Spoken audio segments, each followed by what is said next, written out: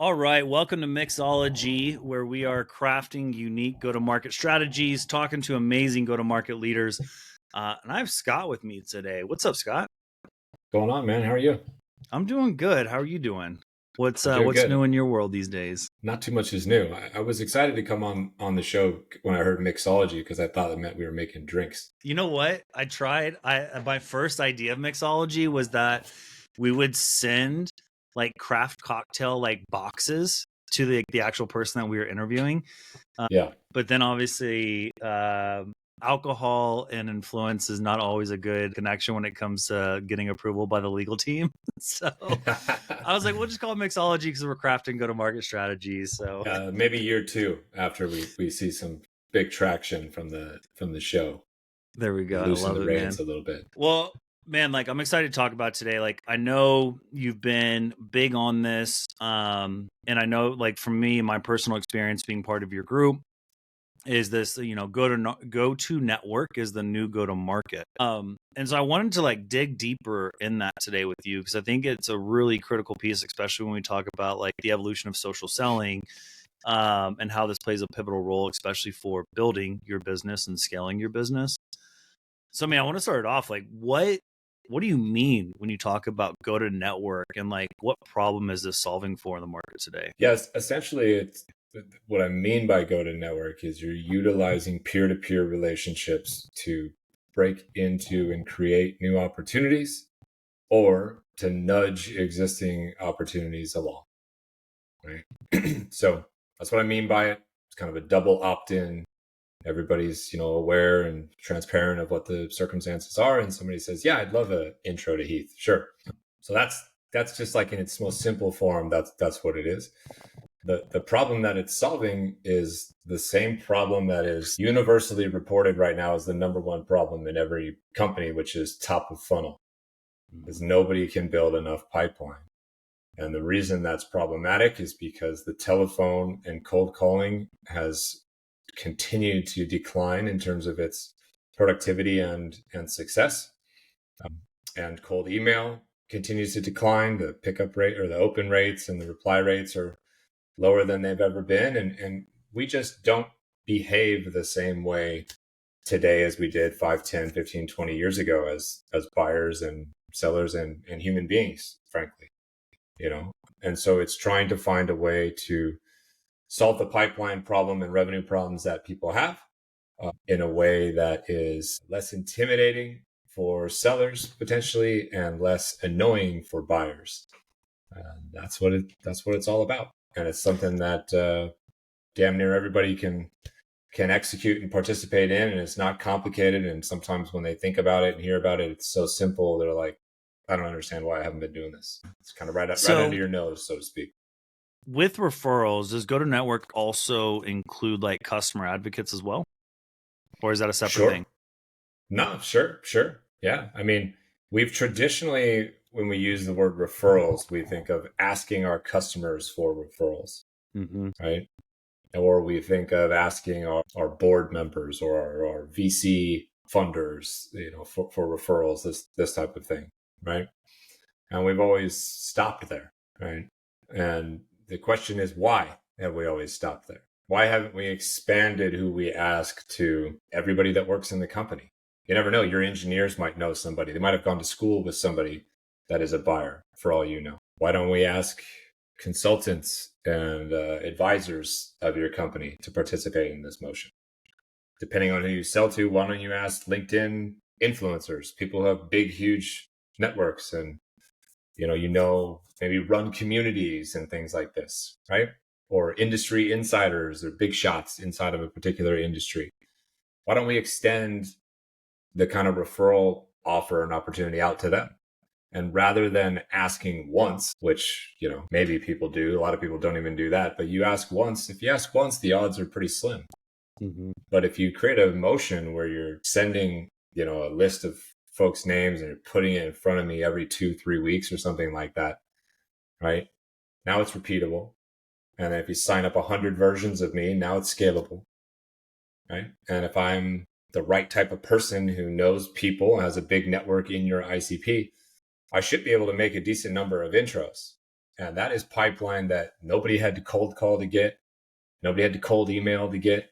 You didn't do any reputational harm or risk by doing those things. The prospect that you're trying to get a hold of has inherent trust because I've introduced you to them. You know, they trust me, therefore they trust you a little bit more. Those deals tend to close faster sales cycle, higher average contract value, less kind of tickets and problems from a post-sale perspective, higher LTV. So you just start asking yourself this question, like, why have we been sleeping on this channel for so long? We've been sleeping on it because we got used to loading 5,000 email addresses in a spam cannon and having people reply to us, right? Good old spray and power pray. dialing our way to 700 phone numbers every single day. Yeah, so 20 people picked up the phone out of 700 and we're like, that was awesome. I talked to 20 people. Well, now we're dealing with the backlash of that, right? So that's what we're solving for. So I'm curious, man, like you hit a good one. And I want to dig a little bit deeper is like, you're talking about how as humans we've changed, as buyers we've changed. So what is it that you've noticed has changed in the environment that drove you to like really start focusing on this go-to-network and emphasizing it even more? Well, it's just mostly through a lot of my clients constantly reporting that, you know, they're not getting pickup rates on cold calls and they're not getting responses on emails. And everybody wants to pick on like the talk track or the script or how well written the emails are, or is it deliverability issue and all that kind of stuff. And I'm not saying not to check those things, but what I am saying is, well, hold on a second. Let's think about how we engage in behavior every single day, right? 20 years ago, you got a busy signal if you called somebody, unless you paid extra to get a, you know, second line, call waiting or whatever the hell. I think it was called a call waiting, right? Well, now somebody calls you, it's automatically filtered and says like, this is a telemarketer or this is an unknown number, right? I can see every number that shows up. And if I get a number calling me that's not in my phone already, I am trained now to think that's spam, that's junk, that's a salesperson.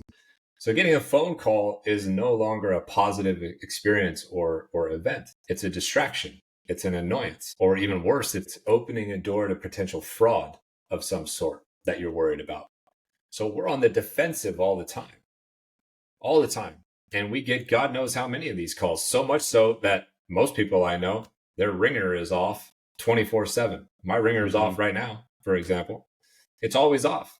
And if you listen to my voicemail, it literally says, I do not check my voicemail. You're going to have to text me if you want me to respond. So that is a human behavioral change in me and just all of us. Like, it's just different, you know? And we need to recognize that. And the same thing happened with email. It used to be easy. You communicate with people over email. People would respond all the time. And then we just started abusing it. Think about how many junk emails you get every single day. They're trying to sell you something, or they're really, really spammy kind of emails and offensive stuff. And or how did you get on this list? Right? Like, I don't know. I get emails sometimes from products and retail companies out there. I'm like, how did I end up on this Nike mailing list? I haven't even bought anything. Right? That type of stuff. So we started creating filters and different folders and automations that got rid of this junk. Right. And we got used to not responding to people because we have so many emails, such a volume of email, that if we sat and replied to all of them, we wouldn't get any work done all day long. So it started to get normalized to just leave somebody on red or ghost somebody. And it became easier for us to just not reply than to tell somebody no. And so if your whole sales strategy evolved to, I'm just going to send people loads of emails, and I'm going to try to write better and better emails all the time and better subject lines, well, that has stopped working as well. It hasn't stopped working entirely, but it's not working as well. Because again, our behavior has changed. I know people who don't even use email now. Everything is done in Slack. Well, now we're starting to abuse Slack because there's all these products that sync the seller and the buyer through a Slack channel. So at some point soon, Slack will be going out of style. And the one thing that has always been constant is peer-to-peer, human-to-human connection and relationships. It's how deals have gotten done at the highest level since the beginning of time. I happen to know somebody that you want to talk to. I make introductions. It's just networking. The thing that hasn't been done is we haven't applied that type of a methodology down funnel, away from the biggest deals that there are, all the way down into like low-end enterprise, mid-market, SMB, even some high velocity type sales environments. We haven't brought it down. We haven't figured out how to scale it out with the right type of numbers. We haven't been incentivizing people. We've been wanting people to do this philanthropically out of the kindness of their heart, right?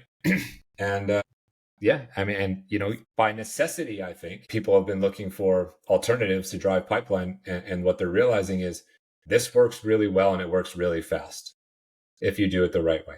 So you can now make a process out of it, and you can scale it, make it repeatable in ways that you haven't been able to do before. It's spot on, man. Like, I was looking at my phone actually while you were talking about it.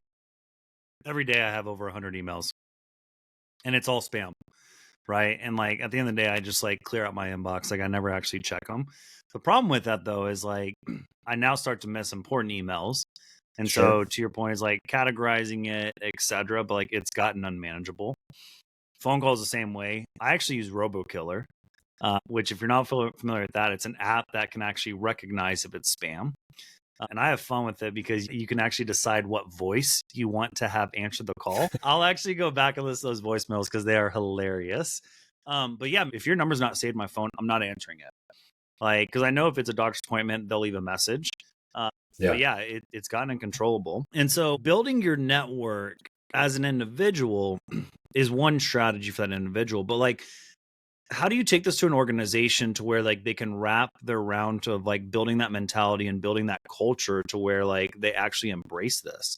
Because I'm sure you've done this with a bunch of your clients. Like, what is that process like? Well, I think first of all, you can give people the permission, if you will, and enable them to have the freedom to go build their own brands and networks. So the old school kind of mentality of I own your LinkedIn page. Come on, those days are gone. Yeah, they're gone. But the days of, listen, Heath, you're spending too much time on LinkedIn. You need to stop posting content. It's like those days are gone. Okay. So you need to embrace the modern way. And the modern way is that every salesperson is a brand unto themselves and a demand gen vehicle that benefits your company. Every eyeball that looks at Heath's profile also sees where Heath works. And through constant eyeballs and branding and PR and whatnot, eventually people go, well, I should check out what this company is all about. And then they learn about it. And then at some point there's some triggering event and they're like, yeah, this guy Heath and that company does, maybe I'll reach out to Heath. And that's how this stuff works. Everybody knows that. You just have to relinquish control and just trust your salespeople that they're not just doing things nefariously or only in their self-interest, right? So that's where it starts. Let's trust them. Let's give them the freedom. Let's encourage them to go build a brand. Let's encourage them to go build a network. Let's enable them to do it. Maybe we even teach them how to do it a little bit so they do it the right way. And then you have to pause and recognize that the metrics of yesterday are not the metrics of today. When I grew up, it was very important to make 100 calls every single day. In your sales environment, if somebody made 100 calls a day, you'd probably get mad at them because they're burning through the lead list and they're not being thoughtful about it whatsoever, right? So how many calls somebody's making every single day? It's not that it's meaningless. It's that the mass volume of those things is not as important as it used to be. Mm-hmm. So if I want people to think more about this motion, I can change some of the KPIs. I've been talking a lot about making network growth a daily, weekly, monthly, annual kind of KPI for people. So I can't yet monitor and know in a CRM like how many connection requests did Scott send today. But I can look at Scott's LinkedIn profile and watch it go from 1,000 connections this week to 1,100 next week, to 1,200, to 1,300. So I can see the progress and the progression. Those are touch points. Those are revenue generating activities. That's one more person that might be a buyer of yours, might work for you one day, might know somebody who might be a buyer of yours, who might be able to make an introduction on your behalf. Those are RGAs. That's a revenue generating activity that one could argue is more valuable than making your 900th cold call that nobody picked up on today, right? So you think about those types of things philosophically. That's how you start to create this environment where this stuff is not just supported, but encouraged and is treated with the respect and the weight and importance that it deserves, right? There's a lot of other ways, but those are the two easiest, simplest ways I could think of to get started in making I think the you kind hit of a shift. big one. Like, I forgot who it was. I think it was my wife I was talking to the other day about this, where I was like, I think the future revenue leader, one of the requirements is going to be that you have a brand behind you. Yeah, I wouldn't be right? surprised. I definitely do think with like the generational shift that's happening and like who's stepping into those VP roles now. Yeah. And then their responsibility, to your point, is to make sure that they're building the revenue team that reports to them, helping them build their own brands as well. Like, Yeah. one thing that I do, it's not as much as like Go-to-Network, but talking about from a sequence perspective is my first thing always is every sequence, the first step is a LinkedIn request. Because at minimum, you're giving somebody a face with a name, right? Yeah. Like, let's try to humanize the way that we actually sell. But then to your point, it's even better. I mean, I can't tell you how it's actually been helpful for me and my team of like connections that I have where it's like, hey, do you know this person? Like, yeah, no problem. Like, let's reach out to them. Let's have a conversation. It's always opening the door, right? And I think that's the biggest challenge at the end of the day is like, just get the door open, right? And then from there, how we sell, what our product solves for, like that will figure out itself.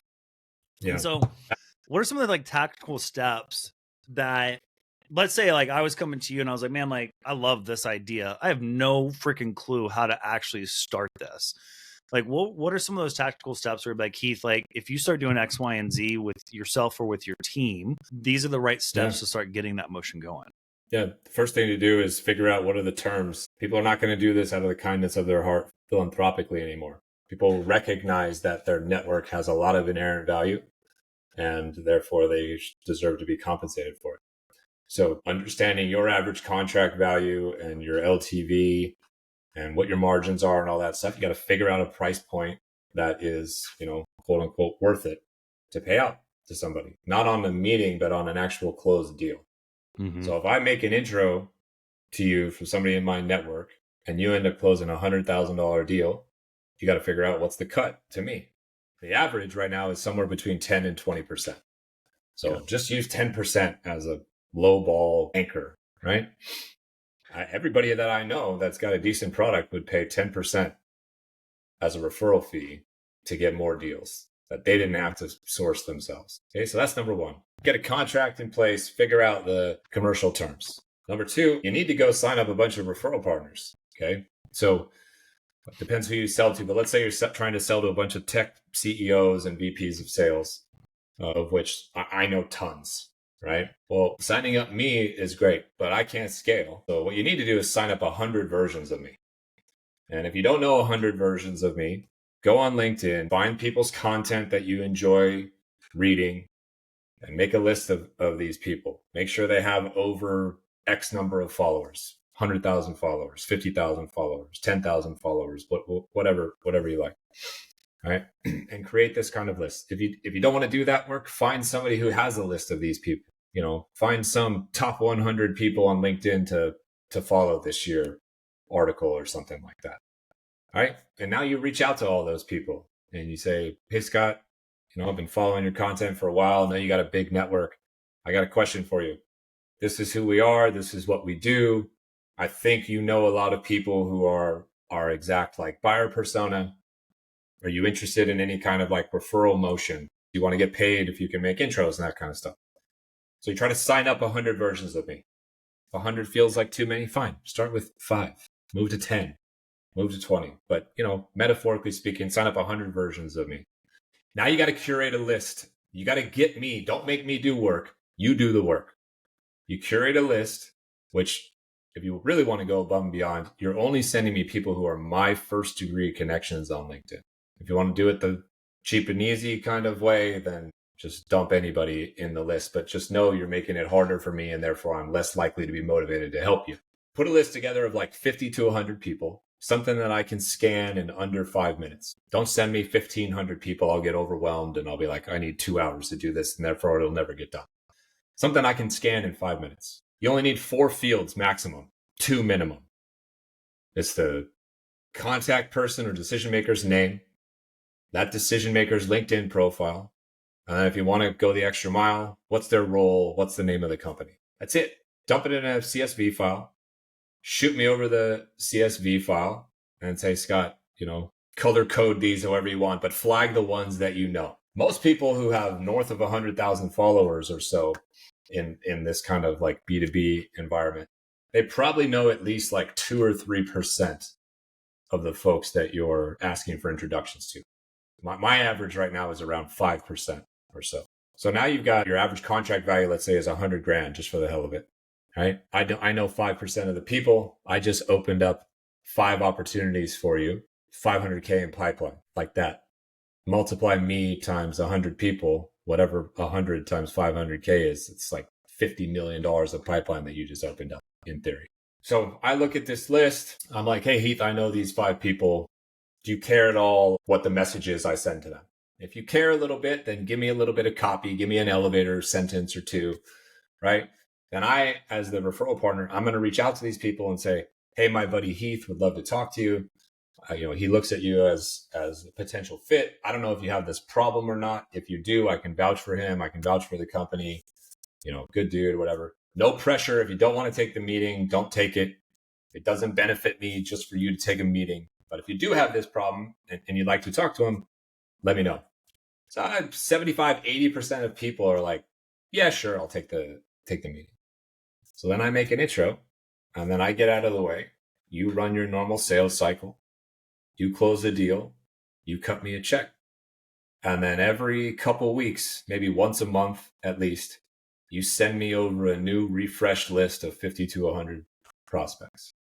And you just do that over and over and over again. The same way you used to tell people, I know you made 50 cold calls today, but none of that panned out. Tomorrow, you got to make 50 cold calls again. You just keep doing the same thing. You send me a list of 50 people and I don't know anybody. Do you stop? Do you decide the referral motion doesn't work? Some people do. And I'm like, that's weird. You didn't stop cold calling. You didn't stop sending emails, right? Well, that's what you do. And you just do it over and over and over. And if you're doing most of the heavy lifting for me and I'm actually able to make introductions and I start to get paid by you, that relationship starts to strengthen quite a bit, especially if you pay me quickly and without hassle, right? I start to become more and more willing to partner with you on stuff. And the bigger the deal size, the more motivated I am. You're asking senior level people predominantly for introductions to other senior level people. I talked about this the other day. I am not motivated by $100. Just not. So if that's what I'm standing to benefit from this, how much effort do you expect me to put forth? If it's $1,000, okay, got my attention a little bit. If it's 10 grand, I'm like, I can make 10 grand from making a intro. I could do that. Now I'm kind of motivated, right? If it's $100,000 because you do $1 million deals, I'm like, yo, what else do you want me to do? The easiest 100 grand I might ever make, right? So that's why that you have to be aware of that and be honest with yourself. Everybody's selling things at different price points. If your price point and your average deal size is small, that's going to be hard for you to get senior level people's attention because you're not offering them enough, or you got to juice the percent that you're willing to pay, right? And that's what I was going to ask. That's literally like step by step from start to finish of the flow that I tell people to work on to get started. Dude, it sounds so simple. That's what everybody says. Part. It's like, this is the simplest thing ever. Why have I not done this? I don't know. So I got 2 questions for you from that. One is because I don't want somebody to listen to this and think like, oh, my ACV is not big enough, so this will never work. So what would your recommendation be if like you're geared more towards SMB versus enterprise, knowing that your ACV is in that 10 to 15 range? Is it up the juice, up the ante, or like how do you actually go through and like figure out what's the right way to make sure it's worth your time? Yeah, I mean, there's different levels to this. I suppose $100 to me is nothing. $1,000 is, okay, that's kind of interesting. But $1,000 to somebody else might be like, I'd rather watch TV. Yeah. So I think you got to be upfront when you're in the process of trying to sign a bunch of referral partners. You got to have that conversation with them. You got to say, listen, our average contract value is $15K. We know that that's not like the biggest deal size out there, right? But if you were making $1,500 every time, you made an intro that closed a deal, is that motivating for you? And if you hear a lot of people say, no, not really, then you got to do more than 10%. If you float it up to 20% and you're paying me $3,000, I'm 3 times more motivated than I just was before. Yeah. So it's pretty simple. I do think there is a minimum threshold though where this like doesn't work, because if you're selling like $1,000 a year product, you don't have much margin probably at all, and somebody's not really super motivated by $100 or $200 to run this motion. So I think you got to be in 5-figure land. I think most people still want to be helpful to other people, and in this case they're helping 2 different parties that they know, right? They're helping the prospect, who is a relationship that they have, and they're helping you, the vendor, which is a relationship that they have. So if I can make $1,000 or so and help 2 people that I, have relationships with, most people are willing to do that right now, in my experience. Yeah. So that leads me to kind of like on the business side of it, because I know you help your clients with this, is like, what's your recommendation on how they qualify who's the right type of referral partner when, just like you're talking about, you have that conversation, you talk about your ACV. Are there other things that the business should look for when they're looking at potential referral partners? Well, I do think you need to pay attention to the size of somebody's digital network, for sure. That's a criteria for me, for sure. I would validate that the commercial terms are actually interesting, motivating, etc. I would make sure that they're comfortable with the amount of effort, let's just say. Like, are you cool if I send you a list every 2 weeks, or are you cool if I send you a list every 4 weeks? Will you be able to take the time to look through it or not? Will you communicate and mark these things? Will you reach out to me prior to just sending an intro to somebody blindly? That type of stuff. And you're gauging somebody's willingness to participate and engage. I do think you should try to ensure that a referral partner actually might know some people that are your potential buyers. Like, I don't know, if your buyers are all nonprofit founders, I probably don't know very many of them. So if you ask me that question, I would be like, I'd love to help, but I really don't think I can. Right? So, don't sign me up. That's a waste of time and energy, because I probably can't be helpful in that kind of arena. Other than that, I don't think somebody has to be like a passionate brand ambassador or supporter of yours. They don't have to think your solution is the greatest one ever. Everybody's going to tell you that I'm wrong, and, I'm just a mercenary in this regard, but like, they don't have to be. What do I care? I almost feel like it might not be beneficial if they are, because they might be a little bit more skewed in their engagement. Because I think like you made a really good point around like being that neutral player of like, look, I'm just trying to connect 2 people. Like, if you have a problem, here's someone that I vouch for and I recommend, versus like someone who's a big brand advocate. I feel like they might be a little bit too salesy trying to make that introduction as well. Yeah. And that third party that somebody's reaching out to is going to be able to sense that and feel that. They're going to be like, Heath, I thought we were pals, dude. You're trying to sell me now. Exactly. Right? And that's not how these things work. It works really well when you're just like indifferent. You're just like, hey, I don't know if you have this problem or not. If you do, I'm happy to connect you with this person. It'll help. Don't take the meeting if you're too busy or if this is not an issue. I'm literally like offering it up, and then I'm telling people, feel free to say no. Let me know what you want to do. No pressure, right? Dude, I feel like I've got to set up a meeting now with my community and content team and like get this thing going. So I know we're at time, but I want to ask like 2 final questions, like a 3 and a 3. What are the 3 most common pitfalls that you see when businesses try to do this? And then the last one is like, what are like 3 quick wins of like, hey, if you just do 1, 2, and 3, this puts you on the right path of like making progress? 3 pitfalls. They don't sign up enough referral partners. They try once and don't stick with it. And the third one would be they come out of the gate super stingy. And they're like, well, we have big deal size, so we'll pay 2%. Or, we'll pay 3% or whatever. And then they end up having people who are not super motivated. Those are 3 pitfalls. They seem really easy to avoid. to me, but people fall into them all the time. 3 quick wins. Number 1 would just be get approval for this process, get like buy-in that this is actually part of our go-to-market motion. This is not something to be ignored or scoffed at. This is not something less valuable than my team making 100 calls today. So get buy-in. That would be a quick win. The second way would be sign up a bunch of versions of referral partners. Again, if 100 sounds like too many, like pick 5. Grab 5 people that you know and just test this little motion with. That'd be a huge win. And the last one would be, if you got like a really simple, clear agreement in place with easy commercial terms to understand, that's like a huge win. You don't need to go enlist your legal team to write up some 6-page contract for this thing. It's just a huge barrier to getting started. Just make it super clean and simple and easy. Love that. You can do all of those things inside of 24 hours, probably. Yeah. Yeah. I think the biggest one, to your point, would be the agreement piece. And we tend to do that. That's one of the things I love about being in like the earlier stage scale up companies, is because like our legal team is usually one of us. And then we just like put it through like legal chat GPT, makes you look good. There you go. That works good. Scott, man, like I really enjoyed this. I know we've had conversations about it, so I appreciate you bringing that knowledge and that expertise to the conversation today, man. So appreciate the time, bud.